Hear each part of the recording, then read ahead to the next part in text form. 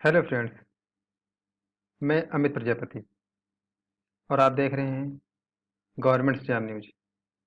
Friends, आज है 19 मई और मैं आपके लिए 2 दिन का करंट अफेयर्स लेकर आया हूँ। फ्रेंड्स, अगर चैनल को अभी तक आपने सब्सक्राइब नहीं किया है तो प्लीज़ चैनल को सब्सक्राइब कीजिए और बेल आइकन को प्रेस कीजिए। Subscribe now and press the bell icon. Never miss an update. दोस्तों, पीडीएफ का लिंक मैंने नीचे डिस्क्रिप्शन में दे दिया है, जहाँ से आप डाउनलोड कर सकते हैं। बढ़ते हैं हमारे क्वेश्चन की तरफ। फ्रेंड्स, ये रहा पहला क्वेश्चन। हाल ही में भारत सरकार के द्वारा डिजिटल ऑनलाइन शिक्षा में बहुआयामी पहुंच सुनिश्चित करने के लिए किस कार्यक्रम की घोषणा की गई है? दोस्तों, इस क्वेश्चन का सही आंसर हो जाएगा पीएम ई विद्या। आपको बता दें, पीएम ई विद्या डिजिटल ऑनलाइन शिक्षा तक बहुमाध्यम पहुंच के लिए एक कार्यक्रम है जिसे जल्द ही शुरू किया जाएगा। मनोदर्पण मानसिक स्वास्थ्य और भावात्मक कल्याण के सिलसिले में छात्रों, शिक्षकों और परिवारों का मनोवैज्ञानिक सामाजिक समर्थन करने के लिए एक पहल है जो तुरंत शुरू की जाएगी। स्कूल, शुरुआती बचपन और शिक्षकों के लिए नया राष्ट्रीय पाठ्यक्रम और शैक्षणिक ढांचा भी शुरू किया जाएगा। दोस्तों, सरकार का लक्ष्य है 2025 तक प्रत्येक बच्चा कक्षा 5 में सीखने का स्तर और परिणाम प्राप्त कर सके। यह सुनिश्चित करने के लिए राष्ट्रीय बुनियादी साक्षरता और गणना मिशन को दिसंबर 2020 तक शुरू किया जाएगा। दोस्तों, बढ़ते हैं हमारे नेक्स्ट क्वेश्चन की तरफ। चर्चा में रहे लिपियाधुरा लिपलेख और कालापानी को लेकर किन देशों के मध्य सीमा विवाद है? इस क्वेश्चन का सही आंसर हो जाएगा भारत और नेपाल। इस क्वेश्चन का डी ऑप्शन सही हो जाएगा। दोस्तों, फ्रेंड्स, आपको बता दें, नेपाल में राजनीतिक विश्लेषकों ने भारत के साथ लिपलेख और कालापानी सीमा विवाद के कूटनीतिक समाधान का समर्थन किया है और इस मुद्दे पर भारतीय सेना प्रमुख जनरल मनोज मुकुंद नरवणे की हालिया टिप्पणी पर तीखी प्रतिक्रिया व्यक्त की है। लिपलेख तथा कालापानी के निकट सबसे पश्चिमी क्षेत्र है जो नेपाल और भारत के बीच एक विवादित सीमा है। भारत और नेपाल दोनों ही कालापानी से अपना अभिन्न हिस्सा होने का दावा करते हैं। भारत इसे उत्तराखंड के पिथौरागढ़ जिले का हिस्सा मानता है, जबकि नेपाल इसे धारचूला जिले का हिस्सा मानता है। दोस्तों, आपको बता दें, जनरल नरवणे ने कहा था कि यह विश्वास करने के कारण है कि भारत द्वारा लिपलेख दर्रे को उत्तराखंड में धारचूला से जोड़ने वाली सड़क की नई सड़क पर नेपाल ने किसी और के इशारे पर आपत्ति जताई। उनका इशारा इस मामले में चीन की संदिग्ध भूमिका को लेकर था। दोस्तों, इस मुद्दे पर नेपाल क्या मानता है यह जानते हैं। नेपाल का मानना है कि सुगौली समझौते 1816 के तहत काली नदी के पूर्व का इलाका लिपियाधुरा, कालापानी और लिपलेख दर्रा नेपाल का है। उसका कहना यह भी है कि नेपाल सरकार ने कई बार पहले और हाल ही में भी कूटनीतिक तरीके से भारत सरकार को उसके नया राजनीतिक नक्शा जारी करने पर बताया था। सुगौली संधि के तहत ही कालापानी को अपना इलाका मानता है। पिछले साल जब जम्मू कश्मीर पुनर्गठन कानून के तहत इसे 2 अलग-अलग भागों में बांटा गया था, तब आधिकारिक तौर पर नया नक्शा जारी किया गया था। उस समय भी नेपाल ने आपत्ति जताई और कालापानी को अपना हिस्सा बताया। कालापानी 372 वर्ग किलोमीटर में फैला इलाका है। इसे भारत, चीन और नेपाल का ट्राई जंक्शन भी कहा जाता है। आइए जानते हैं क्या है सुगौली संधि। नेपाल और ब्रिटिश इंडिया के बीच 1816 में सुगौली संधि हुई थी। सुगौली बिहार के बेतिया यानी पश्चिम चंपारण में नेपाल सीमा के पास एक छोटा सा शहर है। इस संधि में तय हुआ था कि काली या महाकाली नदी के पूरब का इलाका नेपाल का होगा। बाद में अंग्रेज सर्वेक्षकों ने काली नदी का उद्गम स्थान अलग अलग बताना शुरू कर दिया।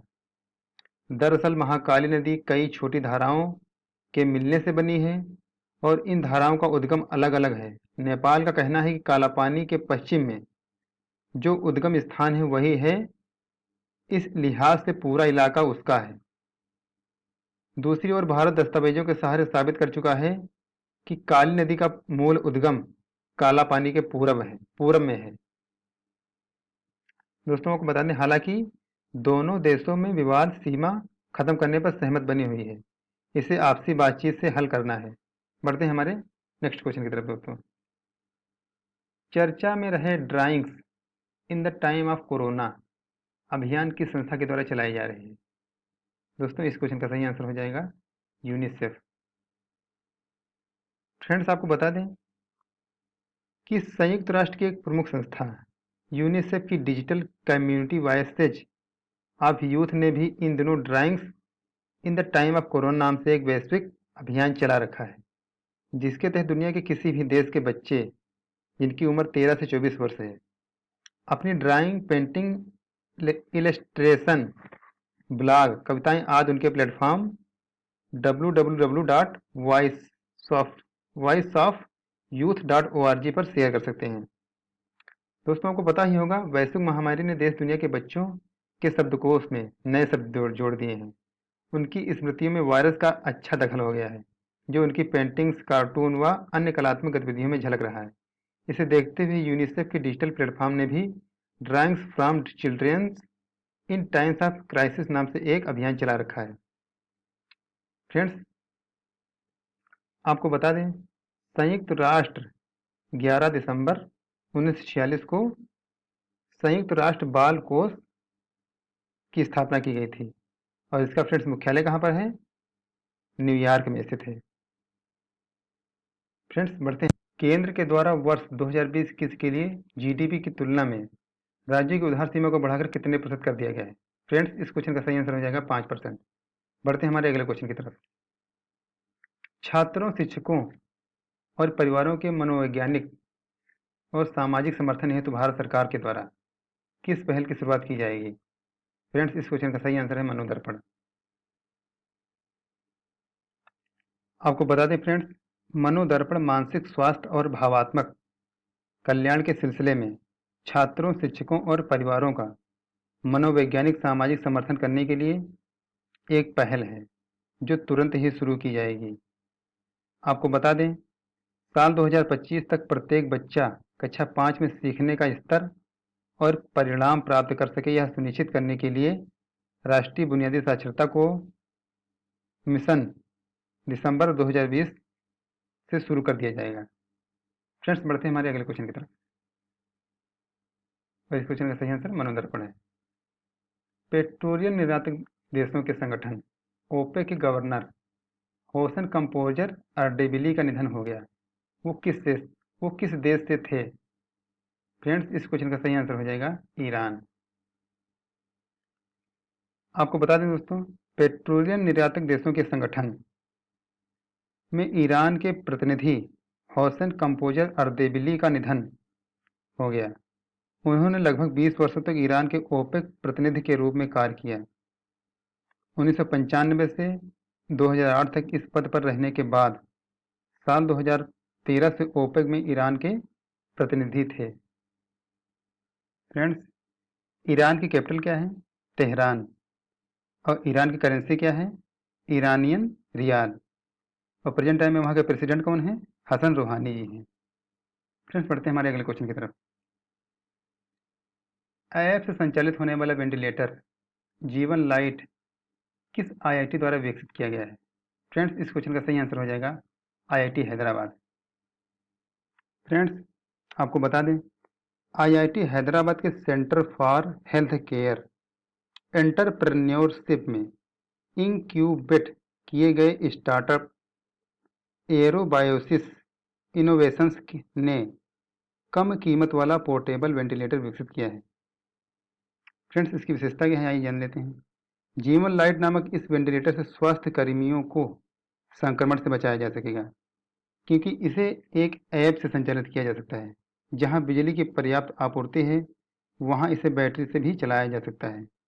इस वेंटिलेटर का इस्तेमाल इन्वेजिव एवं नॉन इन्वेजिव दोनों प्रकार से चलाया जा सकता है।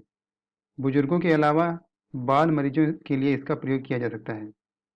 अगर बिजली की आपूर्ति बाधित होती है तो इसकी बैटरी 5 घंटे तक चल सकती है। इस वेंटिलेटर में कई आकर्षक फीचर्स हैं, जैसे इसमें वायरलेस कनेक्टिविटी एवं रिमोट मॉनिटरिंग की सुविधा। इसके अलावा इसे मोबाइल ऐप से भी संचालित किया जा सकता है, जिससे मरीज और स्वास्थ्यकर्मी दोनों की सुरक्षा संभव है। फ्रेंड्स, बढ़ते हैं हमारे नेक्स्ट क्वेश्चन की तरफ। गिलगित बाल्टिस्तान में कार्यवाहक सरकार बनाने के लिए किस देश ने आदेश जारी किया है?